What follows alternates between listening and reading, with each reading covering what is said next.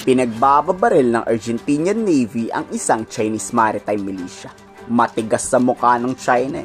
Noong una kasi nasa labas lang to ng exclusive economic zone ng Argentina. Pero may isang makulit at naglakas ng loob pumasok. Nagbigay na noon ng direktiba ang Argentinian president sa kanyang militar. Pagbabarilin nyo yan o palubugin nyo ang barko ng China pag hindi lumayas. Nagmatigas tong kumag na to. Pinagbantaan muna at niradyuhan pero ayaw pa rin lumayas. Ayun, pinagbabaril na. Hindi tinigilan hanggat hindi lumalayas ng tuluyan. We prepare to open fire on you.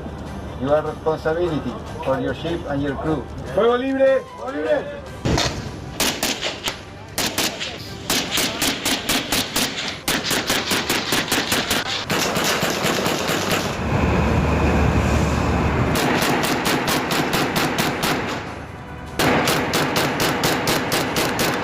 Sana ganyan din gawin ng Philippine Navy o Philippine Coast Guard. Pag makulit, wag ng radyohan, paulanan na agad ng bala o pagbabarilin. Masyado kasing mabait tong PCG. Tulad ngayon, tignan nyo, kuha to kahapon ng Philippine Coast Guard. May isang Chinese Coast Guard na nagbabalak na namang pumasok sa Zambales. Anong ginawa ng PCG? Binuntutan, tinabihan at narangan lang. Oo, matagumpay namang napaalis pero babalik din yung mga yan pustahan. Gagawin yan lagi ng Chinese Coast Guard. In accordance with the international and Philippine national law, you are within Philippine Exclusive Economic Zone. Your action will affect Philippine-China relations and will be reported to concerned authorities. You do not possess any legal authority to patrol within the Philippine Exclusive Economic Zone.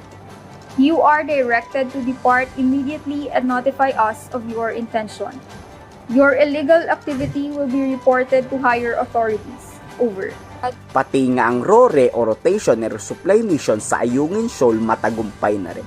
Sabi ng Chinese Foreign Ministry, pinapayagan daw tayo ng China. Pero iba yan sa sinasabi ni spokesperson Padilla ng Armed Forces of the Philippines. Hindi daw kailanman magpapaalam ang Pilipinas sa inyo tuwing may RORE mission.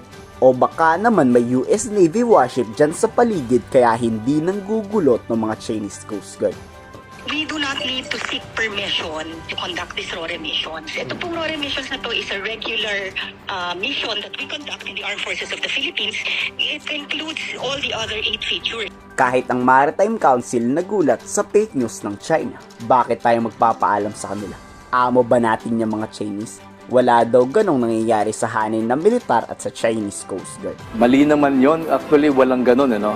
Basta part ng provision understanding ay we will inform them na para hindi magkaroon ng misunderstanding actually. So, walang pagpapaalam, hindi tayo nagpapaalam para ginagawa natin kasi mandato natin to, regular natin ginagawa ito. Kayo sa tingin nyo, gagawin kaya ng Pilipinas ang ginawa ng Argentina na pinagbababaril ang Chinese Coast Guard na yan? Ano sa palagay nyo? I-komento sa baba ang iyong saloobin.